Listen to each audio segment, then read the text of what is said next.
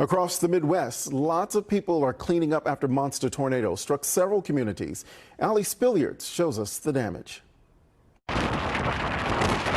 Tonight, destruction stretches across multiple states, with reports of dozens of violent twisters stretching from Texas up through the Midwest since Friday. That's my son's bedroom, yep, and I had told him to go to his mom's house.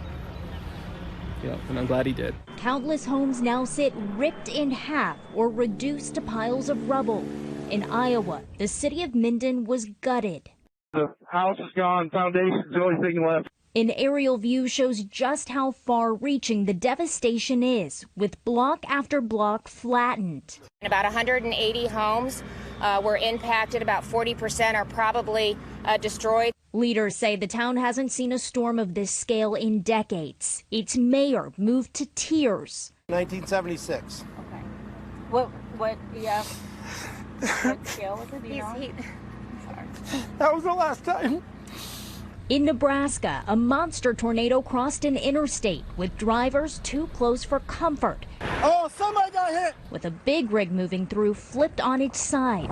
Officials say 70 people were inside this building that collapsed, forcing an evacuation. While more storms are likely, cleanup has begun in multiple communities, with many having nowhere to go but forward.